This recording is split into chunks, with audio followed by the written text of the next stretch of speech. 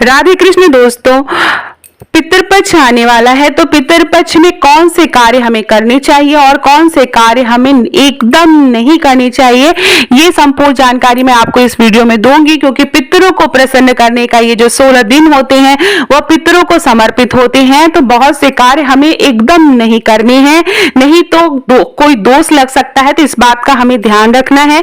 तो आइए मैं इस वीडियो में यही सारी बातें शेयर करूंगी कि कौन से कार्य हमें करने हैं और कौन से कार्य पितरपक्ष में नहीं करने हैं।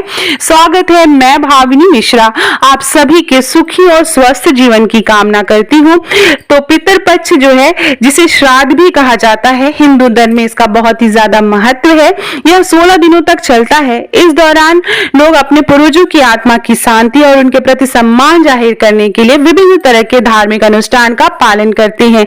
यह समय पितरों का आशीर्वाद पाने के लिए बहुत ही खास होता है। ऐसे में आइए जानते हैं कि पितरपक्ष के दौरान हमें क्या करना चाहिए, क्या नहीं करना चाहिए। ये बताने से पहले मैं आपको बता दूं, सन 2025 में पितरपक्ष कब से कब तक लग रहा है।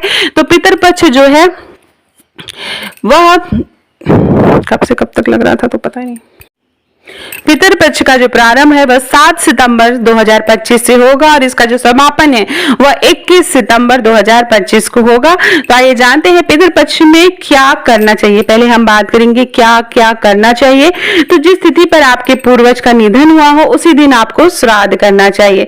तो जो मृत्यु तिथि है, मृत्यु के दिन जो तिथि पड़ती है उसी तिथि पर हमें श्राद्ध करना है। जैसे पंचमी तिथि पे मृत्यु हुई है तो पंचमी तिथि के दिन ही हमें श्राद्ध करना चाहिए। श्राद्ध में पिंडदान, तर्पण और भोजन कराना बहुत ही जरूरी होता है, इस बात का हमें ध्यान रखना है। तर्पण में काले तिल, जौ और जल से पितरों को अर्घ दिया जाता है, तो इस तरह से तर्पण किया जाता है। यह क्रिया हर दिन करनी चाहिए। जो तर्पण किया जाता है वो हर दिन आपको सुबह उठ के करना रहता है। श्राद्ध के दिन ब्राह्मणों को भोजन जरूर कराएं, वह बहुत ही ज्यादा शुभ माना जाता है। पितर इससे प्रसन्न होते हैं। अगर ब्राह्मण उपलब्ध न हो तो आप किसी जरूरतमंद व्यक्ति या गाय को भी भोजन करा सकते हैं। पितरपक्ष के दौरान दान का बहुत ही ज्यादा महत्व है, तो जितना ज्यादा आप दान दक्षिणा करेंगे पितर उतने ही ज्यादा प्रसन्न होंगे, ऐसा माना जाता है। एक बात का ध्यान और रखना चाहिए कि जब भी आप श्राद्ध करें पितरपक्ष वाले दिन, तो उस दिन आप कौवे को, गाय को और कुत्ते को भोजन सबसे पहले निकालें और उन्हें खिलाएं। उसके बाद घर के लोग भोजन करें या ब्राह्मण भोजन करें, इस बात का जरूर ध्यान रखा जाता है। ऐसा माना जाता है कि कौवे के रूप में हमारे पितर आते हैं और वो अगर भोजन करते हैं तो वो उससे प्रसन्न होते हैं। ऐसे में अन्न, वस्त्र, जूते और अन्य जरूरी वस्तुओं का दान आप कर सकते हैं। इससे पितरों की आत्मा को शांति मिलती है। पितरपक्ष के दौरान आप सात्विक और पवित्र वातावरण बनाए रखें, साफ सफाई का विशेष ध्यान दें और हो सके तो घर में मांस, मदिरा, लहसुन, प्याज का जो है से बना हुआ खाना आप वर्जित रखें। सीधा और सात्विक भोजन और ब्रह्मचर्य के नियम का पालन करें। तो अगर कोई पितरपक्ष में तर्पण दे रहा है तो इस बात का उसे जरूर ध्यान रखना चाहिए। तो ये जो छोटी छोटी बातें उसे ध्यान में रखते हैं। उसके अलावा पितरपक्ष में कोई भी नया कपड़ा, गाड़ी, ये सारी चीजें नहीं खरीदनी चाहिए। कोई भी नया वस्तु आपको नहीं खरीदना है, जैसे नए कपड़े नहीं खरीदने हैं। अगर महिलाएं हैं, सुहागिन महिलाएं हैं, तो उन्हें नई चूड़ी, बिंदी, सिंदूर, सुहाग का कोई भी नया सामान आपको पितरपक्ष के दौरान नहीं खरीदना है।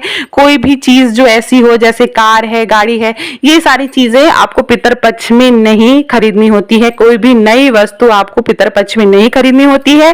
पंडित जी को दान करने के लिए आप वस्त्र खरीद सकते हैं, लेकिन अपने लिए आप कोई भी चीज ना खरीदें। आइए बात करते हैं कि पितरपक्ष में जो मैं बता रही थी कि पितरपक्ष में कौन से कार्य नहीं करने चाहिए। तो पितरपक्ष में तामसिक भोजन, विशेष रूप से मांस, जैसा मैंने आपको बताया, मांस और शराब का सेवन बिल्कुल वर्जित माना गया है। इस दौरान विवाह, मुंडन, गृह प्रवेश तथा नए व्यवसाय की शुरुआत करना भी शुभ नहीं माना जाता है, अशुभ माना जाता है। तो आप इस समय कोई भी विवाह, मुंडन, गृह प्रवेश, वैसे भी चौमासा चल रहा है तो उस बीच भी ये कोई जो मांगलिक कार्य है वो नहीं होते हैं और पितरपक्ष में तो एकदम नहीं करनी चाहिए, इस बात का ध्यान रखना है। कुछ मान्यता के अनुसार पितरपक्ष में 15 दिनों में बाल और नाखून भी नहीं काटे जाते हैं।